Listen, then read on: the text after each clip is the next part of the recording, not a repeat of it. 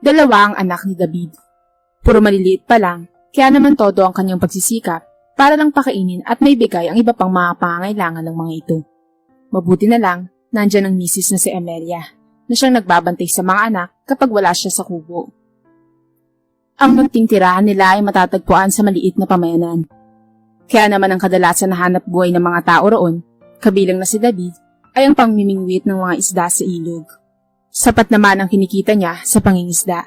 Kaya nga lang, sa tuwing minamalas na nagkakasakit ang isa sa kanilang mga anak, wala silang makaing mag-asawa. Sapagkat napupunta lamang sa mga pambili ng gamot at konting pagkain para sa kanilang mga anak ang pera. Gaya na lamang ng gabing iyon.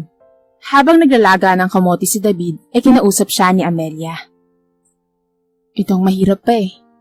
Kapag nagkakasakit yung isa sa mga anak natin, yung dapat na medyo masarap-sarap na pagkain na ipanglalaman natin sa ating sikmura, ay napupunta lang sa gamot. Kaya ito, kamote na lang muna ang pagkain natin. At mabuti na lang ay nabilhan mo sila ng buns, kaya may makakain pa sila kahit papaano. Napabuntong hininga naman si David. Ayaw mo ba nun, ma? Hindi naman pala malala ang karamdaman ni Mika.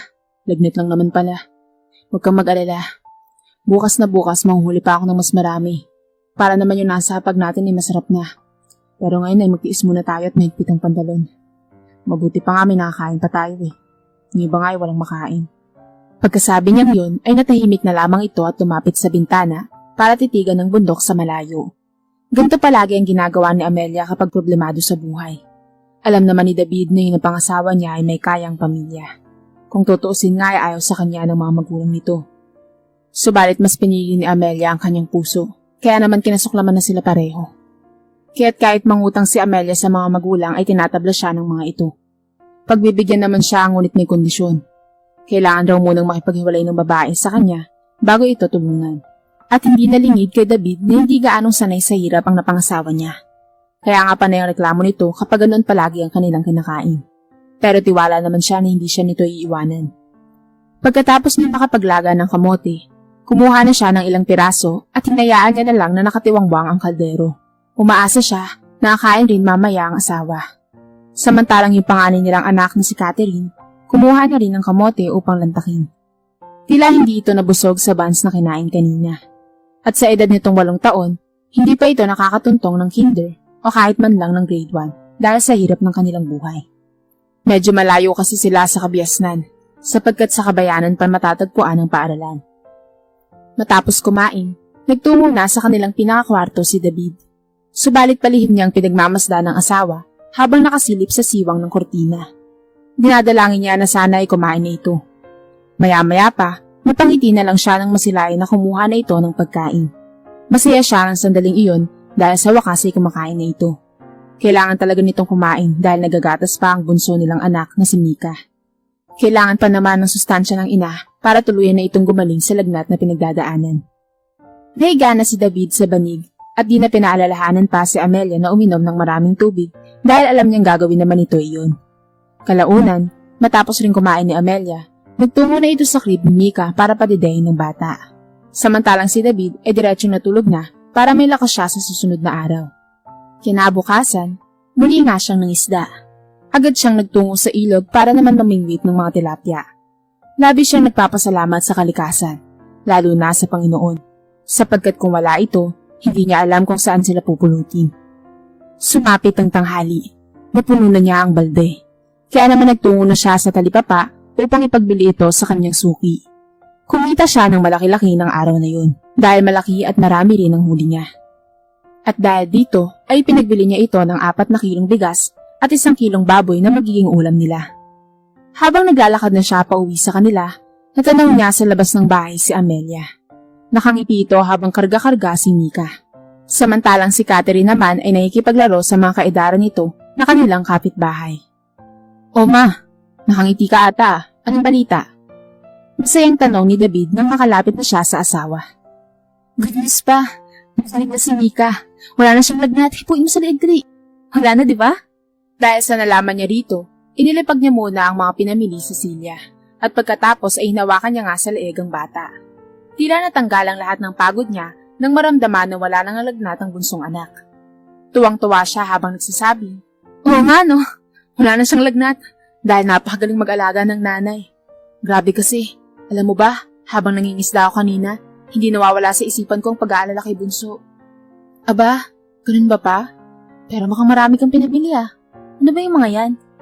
Tanong nito sa kanya habang nakatingin sa mga supot. Ah, yan ba? 4 na kilong bigas saka 1 kilong baboy na magiging ulam pa rin natin hanggang mamayang gabi. Tugon niya rito. Kaya naman ang malaman nito na masarap ang ulam nila sa araw na yon, umaliwalas at sumigla ang anyo nito. Sige pa, ako ang magluluto. Mukhang taob yung kaldero natin mamaya nito ah. Tumatawang payag ng babae, kaya naman hinalikan niya na lamang ang asawa. Pagkatapos nun, pinapasok na nila si Catherine dahil mainit na sa labasan. Maya-maya pa, habang nagluluto ng tanghalian si Amelia, nilapitan nito ni David at masuyong niyakap. Opa, nagulat ako ron ah. Bakit ka biglang napayakap? Natatawang tanong nito. Masaya lang ako, ma. Dahil sa kabila ng pagiging mahirap natin ay hindi mo ako iniwanan. Tandang-tanda ko pa kasi yung kwento mo noon sa akin na minsan humingi ka ng tulong sa mama at papa mo. Tutulungan ka raw nila at ibibigay pa ang mga luho sa oras na iwanan mo ko. Dito ko napatunayan na tunay nga ang unconditional love. Ipinaparamdam mo kasi sa akin yun, me. Seryosong tugon niya rito. Natigilan naman ito dahil sa kanyang sinabi. At kalaunan ay binitawan muna nito ang sandok saka umarap sa kanya. Hindi kita iiwanan pa. Tumutupad lang ako sa sumpaan natin sa Panginoon. O at inaamin ko na gusto kong magkaroon ng mga material na bagay. Huwag nang magpaka-ipokrito dahil lahat naman ng tao ay hinahangad yun. Pero para sa akin, mas importante ka pa. Asawa kita at ama ng mga anak ko. Ayokong lumaki sila na broken family. Taimtim na tugon nito sa kanya. Naantig naman ang puso niya, kaya't agad niya itong niyakap habang hinahagod-hagod ang likod. Alam mo, ma, ipinagpapasalamat ko sa Panginoon na nagkaroon ako ng asawa na gaya mo. Ipinadala ka niya sa akin dahil alam niyang ikaw lang ang taong makakaintindi sa pagiging mahirap ko. Maluha-luha niyang sambit rito. Nasilayan niya namang nangingilid na rin ang mga luha ni Amelia habang nakatitig ito sa kanya. At marahil sa takot na mauwi yon sa iyakan, tumawa ang babae habang nagsasabi, Tama na ang dramahan na to. Ipagpapatuloy ko ng pagluluto pa at baka masunog na. Minsan na nga lang tayong makakain ng masarap, masusunog pa. Natawa din si David. Nagtataka nga ako eh. Ngayon lang ako nagkaroon ng marami-raming huli. Siguro naawa sa atin ng Panginoon dahil madalas kamote lang ang kinakain natin. Kaya't idalangin mo na bukas ay sana marami ang huli ko para naman masarap ulit ang kakainin natin. Oo naman. Ipagdadasal ko talaga yun. Tugon nito sa kanyang pakiusap. Pagkatapos makapagluto ng kanyang asawa, nagsalo-salo silang mag-anak. Natutuwa namang sinaway ni David si Catherine na magdahan-dahan sa pagkain sapagkat baka mabulunan. Napakasarap po kasi magluto ni mama pa eh. Bumumayang saad nito. Kaya't napangiti si Amelia at ganoon rin si David. Hayaan mo anak, kapag nakarami ulit ng huli si Papa, masarap ulit ang pagkain natin. Sambit niya habang hinahagod-hagod ang buhok nito.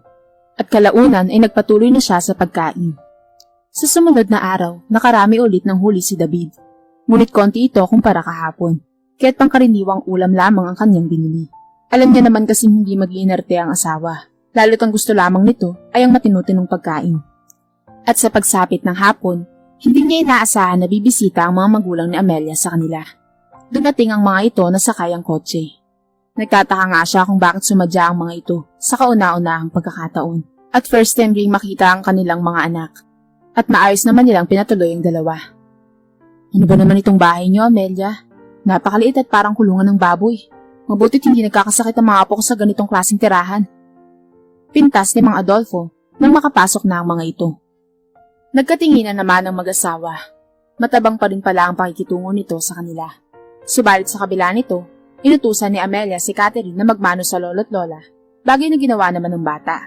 Kaya naman natuwa ang dalawang mag-asawang matanda. Siya nga pala, Amelia. Nasaan yung isa pa naming apo? Hindi ba't sabi mo noon dalawa sila? Tanong ni Aling Imelda. Opo, nasa kwarto po ma. Nakahiga sa crib. Sandali lang po at kukunin ko siya. Tugon ni Amelia sabay pasok sa kanilang kwarto. Huwag mo nang sabihin kwarto yan. Isang napakaliit na espasyo lang yan at tinabingan nyo ng kortina. Biglang sambit ng matandang babae. Saglit lang na naging masungit ito dahil nang makita na nito ang baby, napangiti ito habang nagsasabi. OMG, napaka-cute naman ang apo kong yan. Mabuti na lang at hindi nagmana sa ama kundi sa ina lang. Na-cute!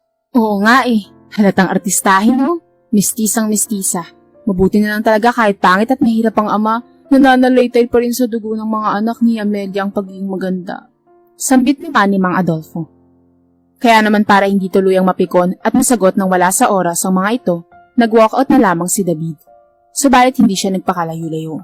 Nasa labas lang siya ng kubo at palihim na pinakikinggan ang pinag-uusapan nila. Mabuti na lang ay binayaan siya na magkaroon ng malakas na pandinig at kahit malayo ay naririnig niya ang pinag-uusapan.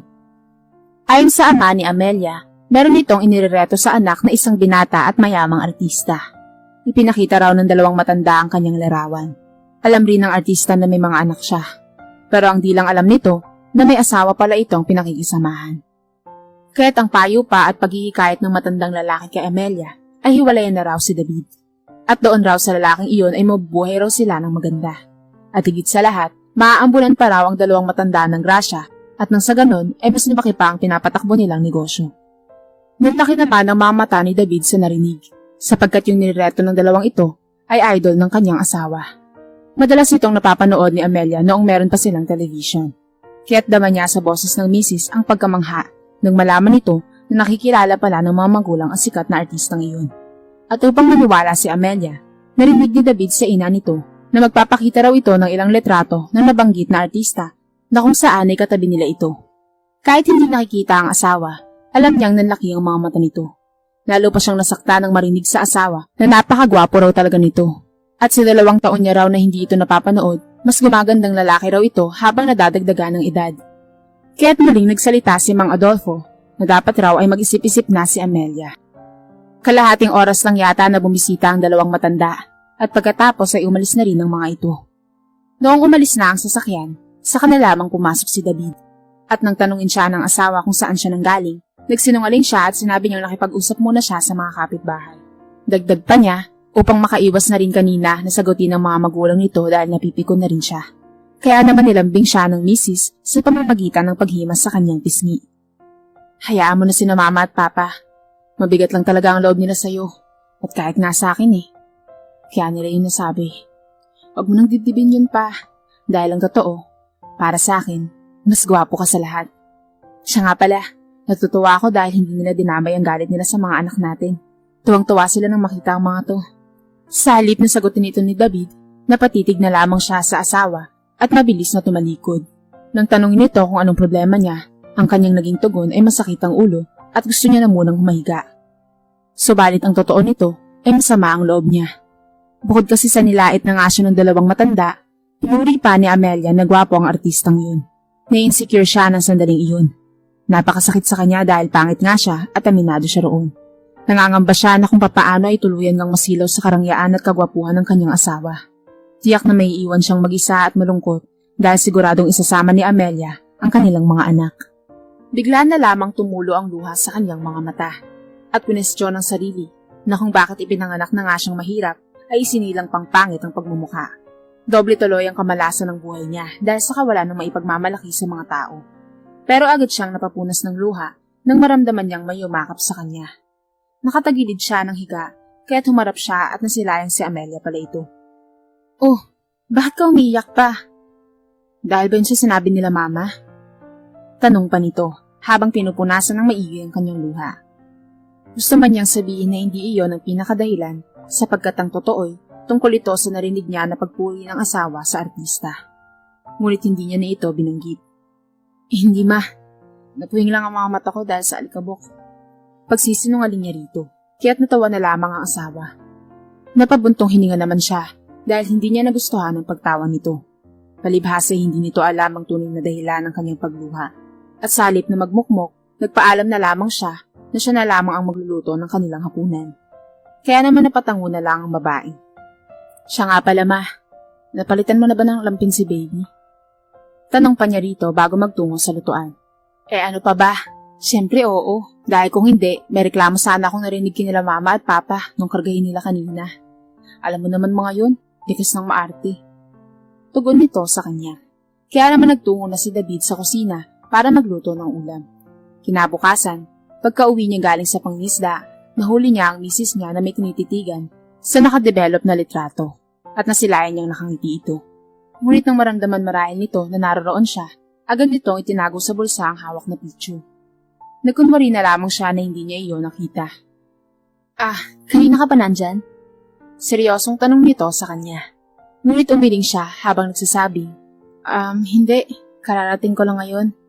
Marami-rami akong nahuli kaya masarap ulit ang ulam natin.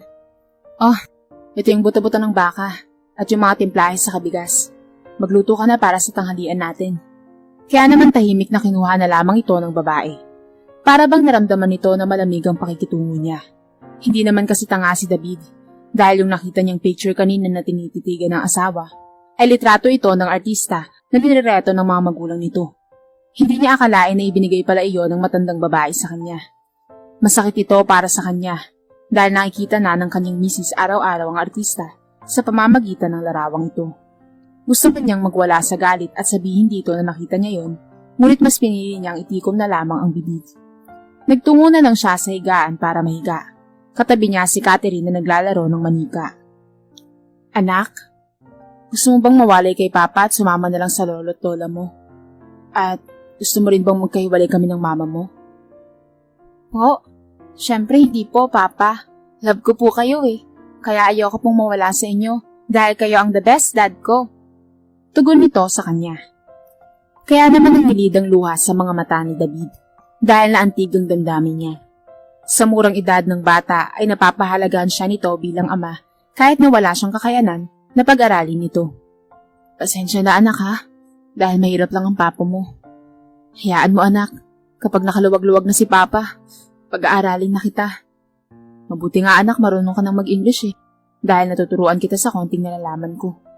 Palagi mo lang tatandaan anak ha, na mahal ka ni Papa. Seryosong sambit ni David. Nahinto sa paglalaro ng manika ang bata at tinitigan lang siya nito. Naramdaman marahil nito ang sinseridad ng kanyang mga sinabi. At di nagtagal, binitawan muna nito ang hawak na manika at masuyo siya nitong niyakap. Kaya kahit papaano, nawala ang hinanakit niya sa kanyang asawa. At kahit hindi sabihin ng kanyang anak na mahal siya nito, nararamdaman niya naman iyon sa yakap nito. Subalit gayon pa man, hindi pa rin nawawala ang pangamba sa dibdib niya na kung paano ay bigla na lamang siyang iwanan ng kanyang asawa at tanggalin ng mga anak sa paglisan nito. Nararamdaman niya kasi na hangad nito ang karangyaan. At isa pa ay matagal na itong humahanga sa artista ngayon. Kahit noong mga panahong napapanood pa lang nito ang artista sa telebisyon. Ngunit walang karapatan na pigilan ni David ang asawa kung magkakagusto man ito sa iba. Dahil bukod sa hindi niya hawak ang puso nito, kahit kasal sila ay ayaw niya itong ipaglaban. Ito ay dahil sa sariling pananaw niya na ang pag-ibig ay hindi pinipilit. At bagkus ay kusa itong ibinibigay. Kumbaga, huwag nang ipilit ang sarili kung may nagugustuhan ng iba ang minamahal. Ito kasi ang paniniwala ni David ukol sa usaping pag-ibig. Makalipas ang ilang mga araw, nauhuli lagi niya na tinititigan talaga ng asawa ang larawan ng artista. At ang masaklap pa ay hinahalikan pa ito. Kaya naman patago na lamang siyang umiiyak sa tuwing nasasaksihan ng tagpong yun. Nadudurog ang kanyang puso sa tuwing inaalala ang mga pangako nito sa kanya na tanging siya lamang iniibig at wala ng iba. At akala niya tanggap nito ang kanyang pagiging mahirap. Kaya siya nito pinakasalan at pinakasamahan. Subalit dadaan lang pala ang ilang taon ay agad na itong magbabago. Hahanap-hanapin din pala nito ang nakagis ng karangyaan. Magmula ng araw na yun ay hindi na nag-usap pa ang mag-asawa. Parang alam na nila sa isa't isa na nagkakamalabuan na sila. Ang binabantay-bantayan na lang ni David ay ang pag-alis ng asawa sapagkat baka dalhin ito ni Amelia.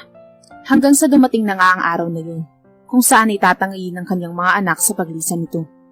Sinamantalan nito ang pangingisda niya, kaya't nadala nito ang dalawang anghel ng buhay niya. Napakasakit nito para sa kanya. Magmula nun, wala siyang ibang ginawa kundi ang umiyak, magpakalasing at magmukmok sa isang tabi. Sinubukan niyang hanapin ang kanyang mga anak, subalit hindi niya matagpuan. Pati ang mga magulang ni Amelia ay pinuntahan niya rin, ngunit wala na ang mga ito sa bahay. At sa halip ay iba na ang mga nakatira. Sa loob-loob tuloy niya ay baka lumipat na, at kung saan man naroroon ang mga ito, ay batid nila kung nasaan ang kanyang mga anak. Kahit napakahirap para sa kanya na mawalay sa kanya, ang mga anak at pati na rin si Amelia, pilit niyang nilabanan ang depresyong bumabalot sa kanyang pagkatao. At sa halip ay nagpakalunod na lamang siya sa trabaho. At gamit ang mga naipon niya sa pangingisda, lumuwas siya ng bayan para doon makipagsapalaran. Hanggang sa lumipas ang mahabang panahon at nagbunga nga ang kanyang pagsusumikap. Isang araw, habang inuutusan ni David ang kanyang mga tauhan na pakainin ng mga isda sa palaisdaan niya, may nakita siyang dalawang marungis na babae na naglalakad sa daan. At nag-aalala siya ng mahimatayang isa roon. Kaya naman kahit na hindi niya ito mga kakilala, kinarga niya ang dalaga at isinakay sa kotse para isugod ito sa ospital. Isinama niya rin yung isa pang babae na sa tingin niya ay nakakatandang kapatid ng dalagang nawala ng ulirat. Habang tinititigan niya nga ito, hindi niya maiwasang maalala ang isang taong napakalapit sa kanyang puso. Para bang may nararamdaman siyang lokso ng dugo dito. Agad namang nadala sa pagamutan yung nahimatay. At ayon sa doktor, sanhi lamang raw iyon ng labis na pagkagutom. Kaya agad nang nakalabas sa ospital at pinakain niya ang dalawa sa napakalaki niyang bahay. Pinagsilbihan rin ng mga kasambahay niya ang dalawang dalaga na animoy mga anak ito ni David. Inutusan pa nga niya ang isang katulong na bumili ng damit sa mall para makapagbihis na ang mga ito. At nang makapaligo na yung dalawa at nakabihis na ng magandang mga damit, dito na nagkaroon ng oras si David na tanungin ng dalawang dalaga kung anong pangalan ng mga ito at kung sino-sino ang mga magulang nito. Hanggang sa nawindang siya sa natuklasan sa nakakatandang kapatid. Ang pangalan pala nito ay Catherine Peñaflor at yung bunso naman ay si Mika Peñaflor. Dagdag pa nito, ang kanilang magulang ay sina David at Amelia. Ngunit nagkahiwalay ang mga ito dahil nagtaksilang kanilang ina at sumama sa isang sikat na artista.